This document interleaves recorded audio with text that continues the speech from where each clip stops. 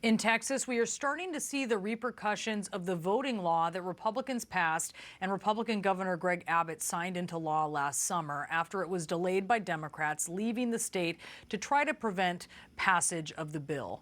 It's called SB 1 or Senate Bill 1, and because of it, hundreds of Texans who are requesting mail-in ballots are seeing those applications denied because of new ID requirements in the bill that are downright confusing. I want to bring in someone who knows firsthand what's happening on the ground. Her county includes Austin, Texas. The Travis County Clerk, Democrat Dana DeBeauvoir, is joining us now to discuss what is going on in her county as well as other counties. Dana, thank you so much for being with us. Can you tell us how many applicants you have rejected so far ahead of the March primary? We started out with a 50% rejection rate, and that was very disturbing. That's much, much higher than we should have.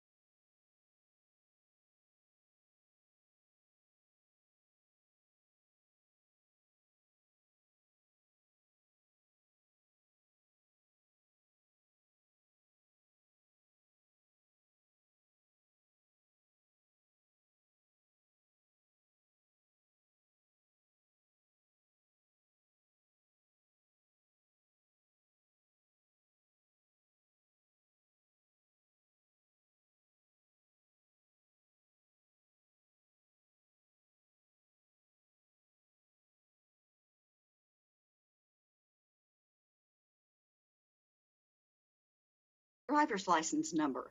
Now you have to remember all those years ago which number you gave and is in your permanent record with the voter registration file, and guess what that number is for you to put on your new application, and that number must match what's on the voter registration roll, and if it doesn't match, it's an automatic rejection. Now, here's the thing, is that the common sense thing is to tell voters, well, write both numbers on your application, your Social Security number, and it's really just the last 4 digits, or your driver's license number, except that the new state law prohibits election officials from doing anything to promote by-mail voting at the penalty of a state jail felony. So if I assist a voter by saying to them, oh, just put both numbers on there, I am in danger of a state jail felony, and so are the rest of my colleagues around the state.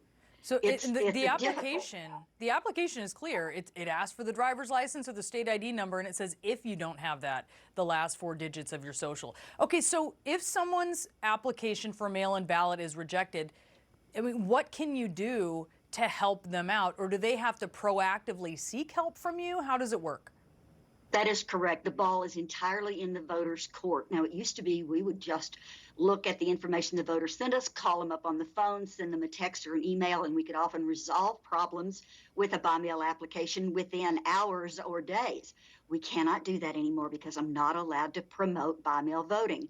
So that's most unfortunate because voters don't know what's wrong. And if they've tried to use a previous form that doesn't ask for that information, then they're not prompted to provide it.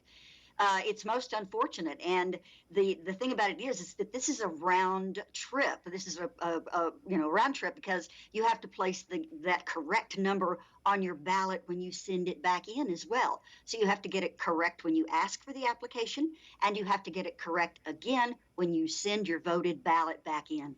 So, Dana, I know you said you reached out to the Secretary of State, who is a Republican. Their office seems to say that actually they proactively were reaching out to you, but even by their own admission, the numbers they're saying a 50% rejection rate going down to a 27% rate is the one that you mentioned. It's still incredibly high.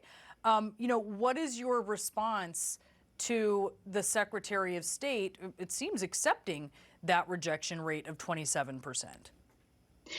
Well, I think they would probably accept that rejection rate, except for my colleagues around the state are not having it. This 50% rejection rate is happening in a lot of counties.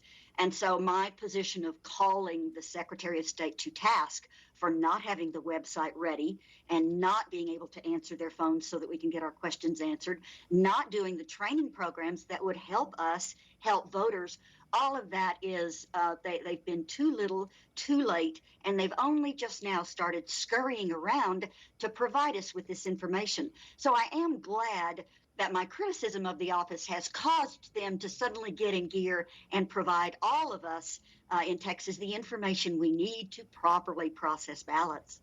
Dana, is this going to stop people who want to No. vote from voting in the primary in March? Do you think this will discourage them or even stop them?